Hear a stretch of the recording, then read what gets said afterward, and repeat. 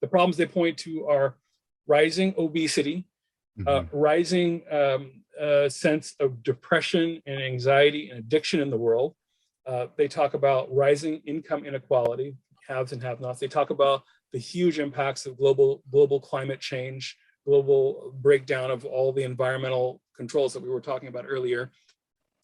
They talk about it's just you could think of like I would put into that list. And this was written well before coronavirus. Rising pandemics.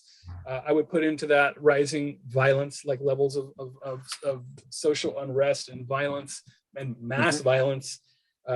These are like some of the more complex problems, and we could probably make a larger list. I've got a list someplace in here, but what they say is that these problems they say we now need to move into this new wave, which is centered on well-being and what it means to be human.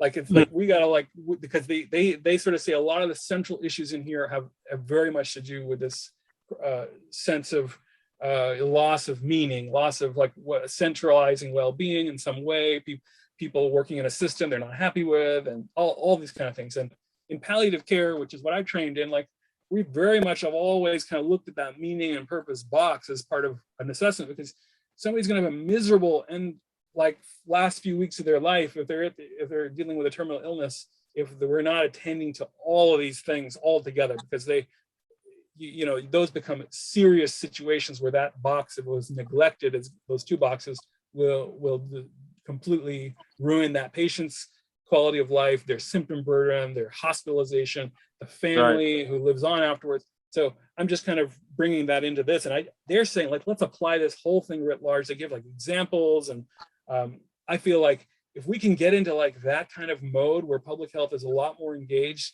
in some of these more complex interlinked problems, we're not just in these little silos I'm just going to vaccine our way out of this problem. Sunil, that just that whole fifth wave stuff was I lit up. I was forming synapses because I was like, oh my goodness, and it makes so much sense. But risk factors, lifestyle, exercise, prevention, diet. It sounds like we need a complex and interactive physiologic system to help deal with all that. I wonder what that could be. Something that is involved and is involved in weight gain and obesity, depression, anxiety, the endocannabinoid system, of course. Wouldn't it be nice if there happened to be a system? Yeah, and then you even mentioned global climate change. There are papers, and I'm sure Dominic would be the first guy I would call, but with hemp, we could feed the entire planet theoretically, as well as many of our animals with hemp. And it's so good for regenerating soil. It's a carbon-based sink. So this whole idea of medicine being just the THC or the cannabinoid is not just that. It's the whole apparatus that is set up around it. And I know, admittedly, a lot of cannabis is grown indoors, so that eliminates the carbon sink feature. It's only indoors because of the policies. Traditionally before 1980, I'd say 1970, for thousands of years until 1980, it was outdoors. And right. Then, and still, what's that? Oh, and still, the plant is just so insect hardy, and the taproot can go 3 to 4 feet deep, which can aerate. It goes and it finds its own water, and then it aerates the soil so that the next year the soil is better.